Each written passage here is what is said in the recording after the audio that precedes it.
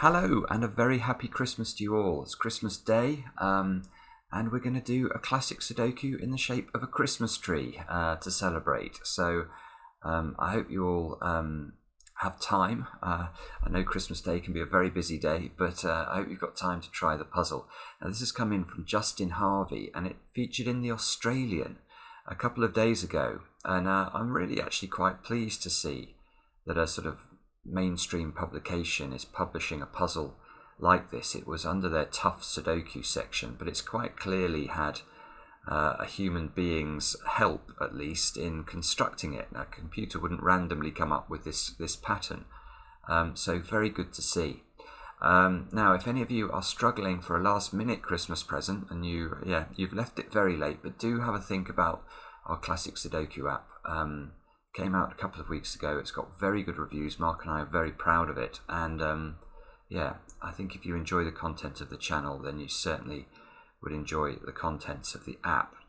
Now remember, one of the things about Cracking the Cryptic is that the puzzles we feature, you can try them on our web application. So if you want to have a go at this puzzle on the screen, just click on the link under the video and that'll take you to our web page where you can play along. And with that, I'm going to try and solve the puzzle. Well, I'll start here. Look, we've got 6 digits in this row, so these 3 squares have got to be 1, 2 and 7. And okay, what else can we do? There must be a 6 in one of these 2 squares.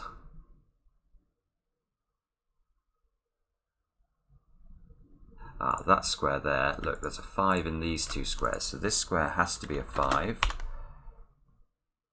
That means that the 1 is pushed over onto these 2 positions, and therefore, because of this one, there must be a 1 in one of those 2 squares. That square's got to be a 7 or an 8.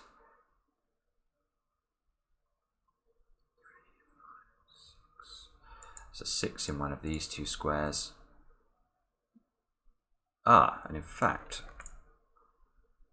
because of the 5s, there's also a 5 in one of those 2 squares. So these 2 squares must be the numbers 5 and 6. So now we've got a 4 here, look. So this square, if we look at the numbers we've not placed in the column, we still need to place 4, 7 and 8. So this is a 7 or an 8. Which means this square must be a 4 because we've now got a 7-8 pair in the column. It's nice. 4's into one of these 2 squares, therefore. 2, 3 and 7 into these squares. Wow, we can't really do anything with that. Unless I'm missing something. No. Okay. But look, we've got 4's here and here, so this must be a 4. That means there's a 4 in one of those squares. The 1's again, there must be a 1 up here as well. We need 3, 7 and 8 to complete this box. So this 3 means there's a 3 in one of those squares. That means, yeah, there you go. Look, there's another 7-8 pair. So in fact, yeah, okay, so now we've got a 7-8 pair in row 9, so what can this square be?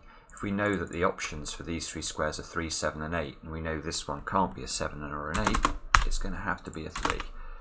So this square must be a 7 or an 8. And there must be a 3 in one of those 2 squares at the top.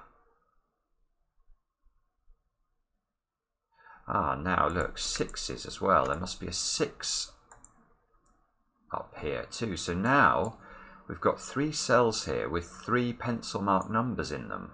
1's, 3's and 6's. So these squares must be the numbers 1, 3 and 6. There's no way we could, if we tried to put a 7 into this square, for example, the implication of the pencil marks would be I'd now need to put a 1 in here, a 3 in here, and there'd be nowhere for the 6 that we know must go into one of these 3 squares. So this is a 1, 3, 6 triple.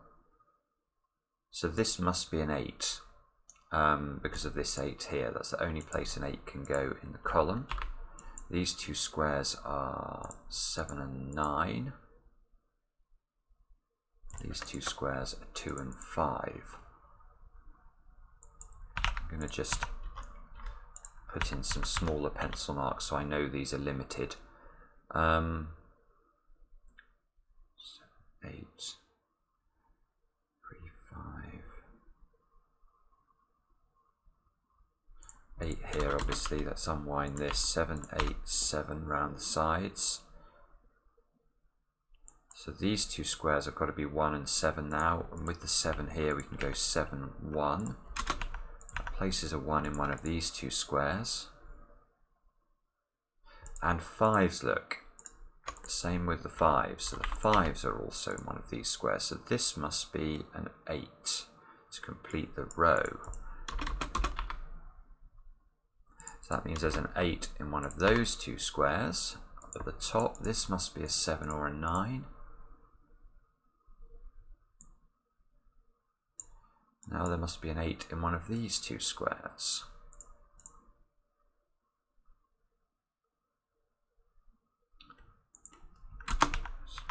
Again, just make sure I keep track of this. These squares have got to be 2, 6 and 9 in some order. That's, oops. So if I could type, that's not a 2. And these 3 squares have got to be 3, 4 and 7.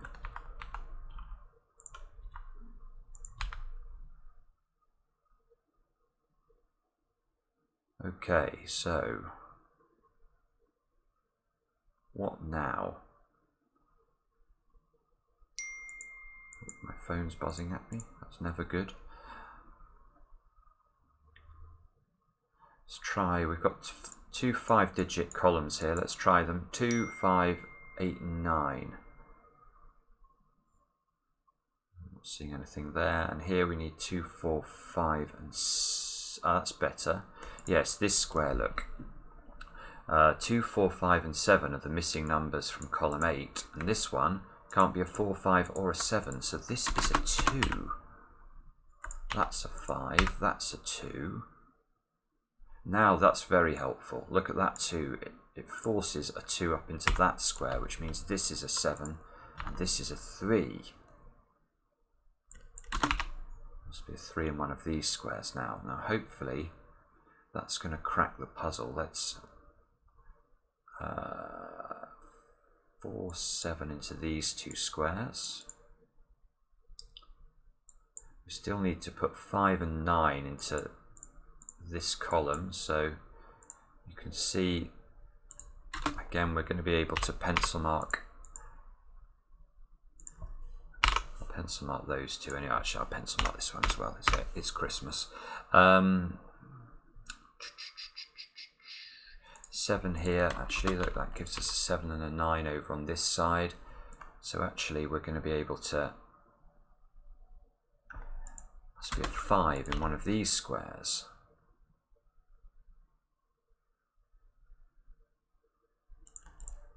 An 8 into one of these squares, and the 9 can go in any of the 3 positions. It's a weird puzzle actually, isn't it? Because there's so little information about these 3 columns of the grid.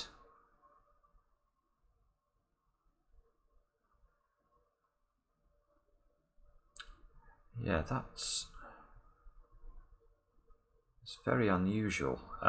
Anyway, let's carry on. Hopefully we're going to, well, I'm hoping this row is going to be helpful, otherwise we really are in trouble. 1, 3, 8, 9. Yes, 1, 3 and 9. So this is an 8. Therefore this is a 9, 5, 8.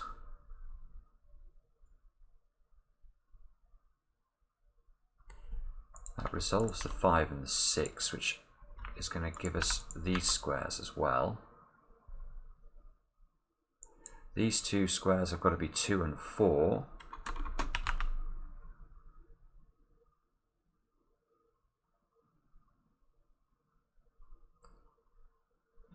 Threes, this is going to be the 3. This is a 1. And this square, which is going to be quite an important square, I think, is going to be a 9.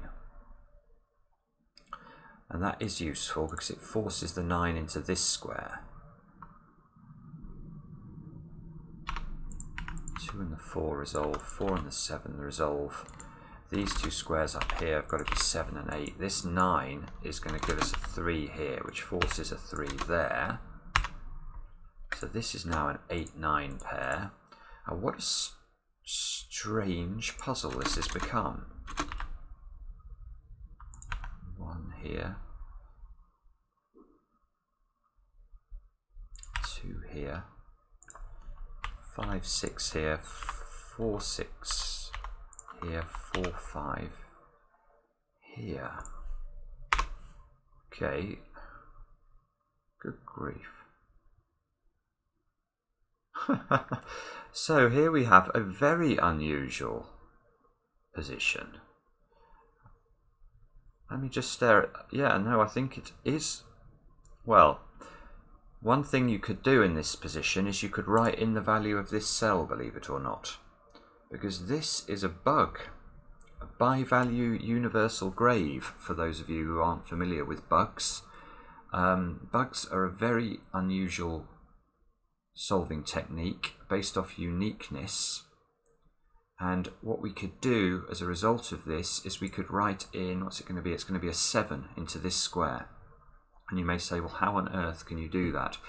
Well, the reason is that if we look at the cells that we've not solved yet, you can see that they each contain only 2 possibilities, except for this square, which has 3 possibilities.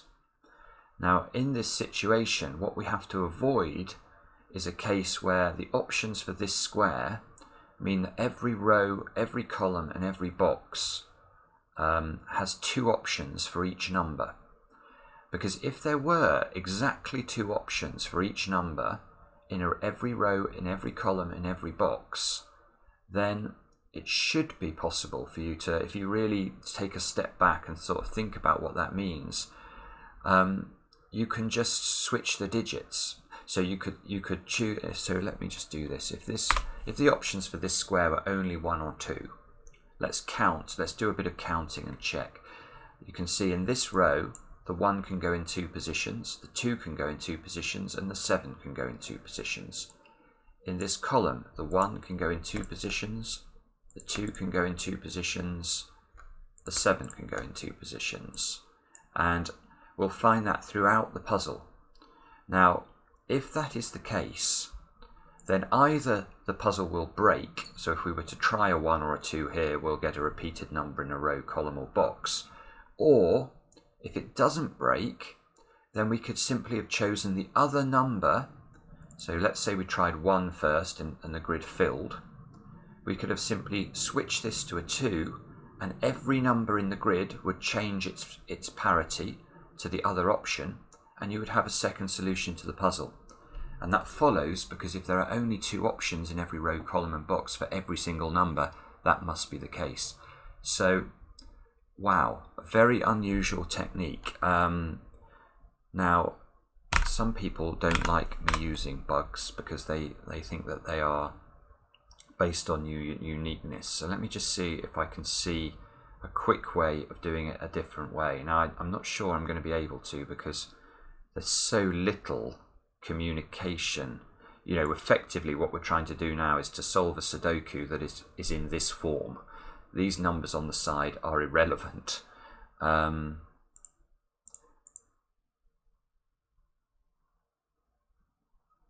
So, what could we do? Well, one thing we could do actually is we could look at the top row. You can see there must be a 7 either here or here. So, what does that mean? Yeah, this is all right. This is a nice thing. So, if this is a 7, this square here will be a 1. Okay, so let's remember that. If this is a 7, this is a 1. Let's make that purple. If, on the other hand, this is a 7, what happens? Well, if this is a 7, you can see that's a 4, that's a 5, and therefore this square here would have to be a 1. So what we know is, in the finished solution to this puzzle, either this square will be a 1 or this square will be a 1. And therefore, if there is a cell in the grid that sees both of these squares, it cannot contain a 1. Well, this square here sees both of them. It sees this one and this one, so that's got to be a 5. Now, what I hope we'll find as we unwind this now is that this square is a 7, otherwise I've made a catastrophic error. So let's carry on and hope that I haven't. So we've already eliminated one of the options. That's a good start. 9 here, 2, 6. Now the 2s, so this is a 7 as we predicted. 1, 2, 7, 8, 9, 8, 7, 4. Check. Yeah, there you go. Happy Christmas. What an interesting puzzle.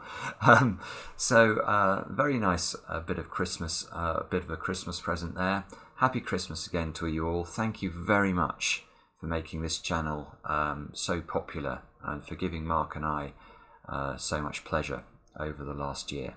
And we'll be back soon with another edition of Cracking the Cryptic.